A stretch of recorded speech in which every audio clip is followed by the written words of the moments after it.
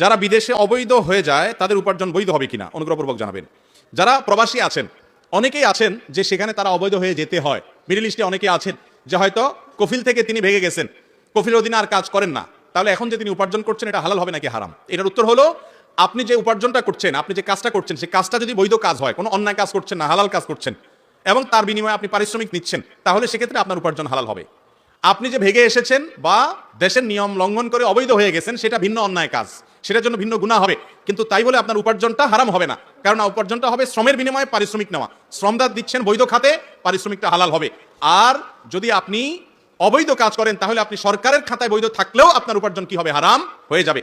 তবে প্রবাসে যারা আছেন, বিশেষ করে মিডল ইস্টে, আমি জানি যে তাদের অনেকে আছেন অবৈধ হয়েছেন তারা সাধে না, কফিলের অত্যাচারে, কফিলের বাটপাড়ির কারণে সে মিথ্যা কথা বলেছে, প্রতারণা করেছে, জুলুম করছে, বাধ্য হয়ে সে পলায়ে যেতে হয়, আসারও রাস্তা থাকে না, নিরুপায় যদি হয় আল্লাহ তাআলা তাকে মাফ করবেন, ইনশাআল্লাহ তার কোনো গুনাহ হবে না।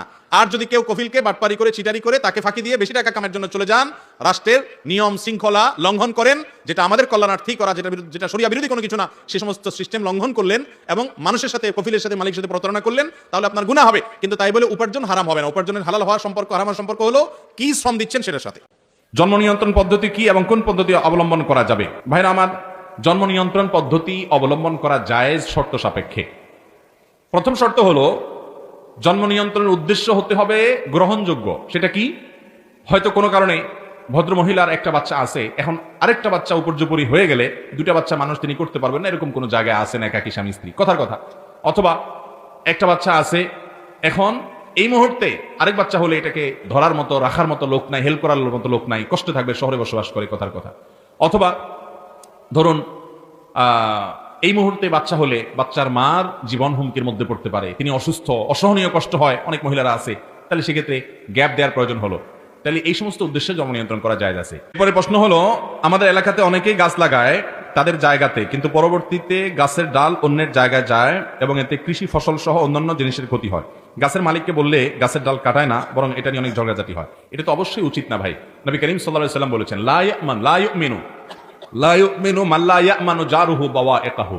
ওই ব্যক্তি ঈমানদার না, ওই ব্যক্তি মুসলমান না যার প্রতিবেশী, তার পাশের জমিওয়ালা, পাশের বাড়িওয়ালা, পাশের ঘরওয়ালা, পাশের দোকানদার, তার আশেপাশে থাকা মানুষগুলো তার অনিষ্ট থেকে, তার ক্ষতি থেকে, তার যে ক্ষয়ক্ষতি আছে এটা থেকে রক্ষা পায় না, অর্থাৎ যে প্রতিবেশীদের ক্ষতি করে, এই ব্যক্তি ঈমানদার হতে পারে।